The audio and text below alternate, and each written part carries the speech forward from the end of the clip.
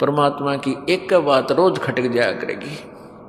आपको नित्यनेम करने को दिया है, उसके अंदर वो मार्मिक शब्द हैं, अगर ध्यान से सुन लो तो रोज पोचा सा लग जाए आपके ऊपर।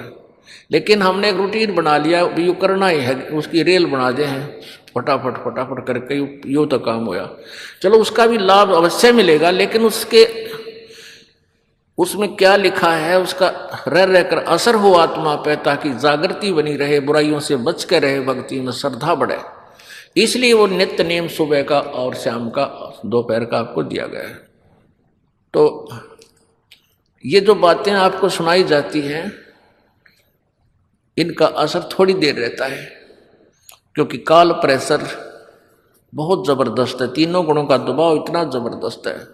जैसे किसी की मृत्यु हो जाती है और सभी जब उसको लेकर जा रहे होते हैं, प्रत्येक आदमी के मन में एक बार अवश्य ही आती है, बता यू के लेके गया बेचारा, कल तक हाय हाय मचा रहा था, हाय मेरा यू नो कर दूं, रात सब कुछ छोड़ के चलेगा।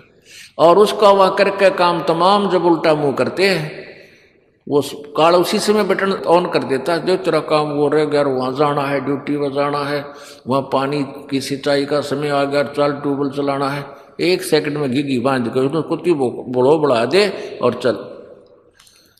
फिर मनमान ने कदे कोई मरे, फिर याद आवे साल 2 साल में। यह सत्संग में आने से वो बातें आपको रोज ताज़ा कराई जाती हैं, और ऐसे ताज़ा कराते रहेंगे तो जगह भी बना जाएगी। रसरी आवत जात से शिल पर पड़े निशान, और करत करत अभ्यास से जड़ मच को थोड़ी गुरु महिमा सुनाते हैं।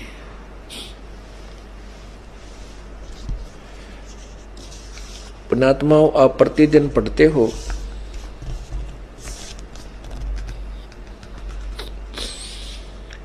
नित्य नियम के अंदर,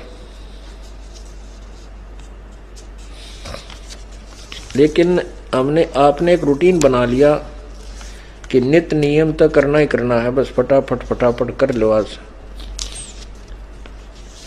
अब इसको नित्य नियम को करे, ध्यान से सुने, उसमें क्या क्या आदेश है प्रभु का, उसके ऊपर विचार गहनता से करे प्रतिदिन, ताकि आप डगमग ना होगे। इसलिए दिया आपको ये।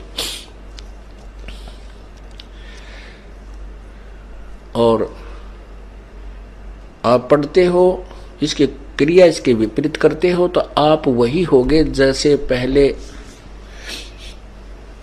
हम गीता जी का ज्ञान पढ़ते थे और पूजा उस ज्ञान के विरुद्ध करते थे। तो क्या फायदा उस पढ़ने और पढ़ाने का? उस नित्य नियम की क्या फायदा हुआ नित्य नियम का? ये आपको जो भक्ति बोध में वाणी बताई है, इनके अनुसार अपना जीवन भी आपने सुचारू रखना है। गुरुदेव के विषय में कितनी प्यारी वाणी बताई है।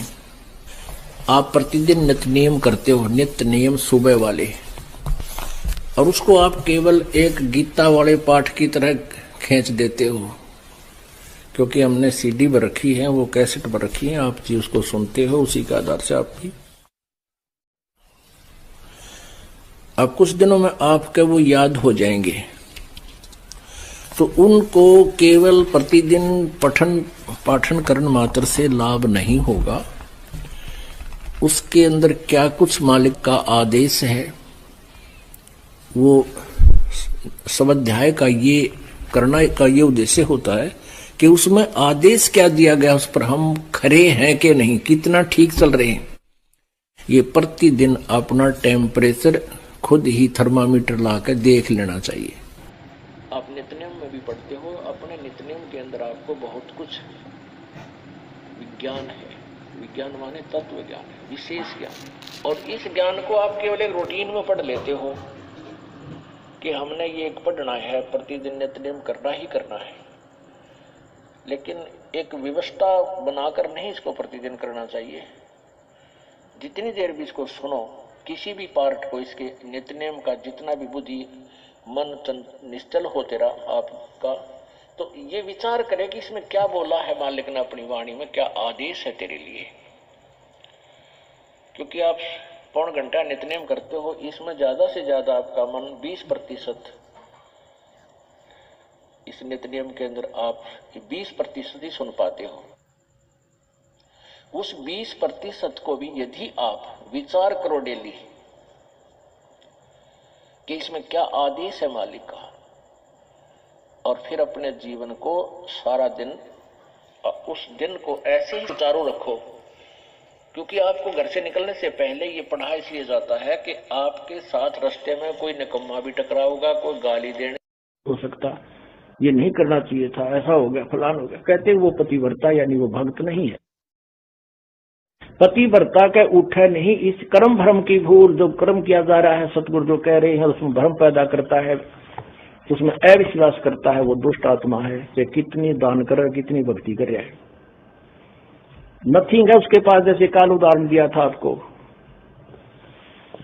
भगवान की किसी भी क्रिया में हमें विश्वास नहीं होना। तो परमात्मा कहते हैं यदि आपने संसार में भी कोई निर्भय जीवन जीना है और आपदाओं से बचना है और मोक्ष प्राप्त करना है, तो मेरे प्रत्येक वचन पर विश्वास करके मर्यादा में रहो, और जो मेरा दास आएगा उस पर विश्वास करके वो नाम ग्रहण करके अपनी भक्ति करो। कहते हैं भक्ति बीज होए जो हंसा, और तारू तास के इकोत्तर वंशा। जो आज इस दास से नाम लेंगे उनकी 101 पीढ़ी पार होएगी, 101 पीढ़ी, ये भगवान ने बोला।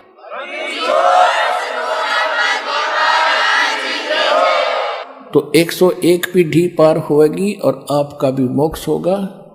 और जिन पितरों के आप श्राद्ध श्रूद्ध कर दुखी हो रहे हो, आप भी नरक में जाने की तैयारी कर रहे थे, वो आपके पितर भी दोबारा मनुष्य जीवन प्राप्त करके आपके घरों में आके और वो मोक्ष प्राप्ति कर जाएंगे।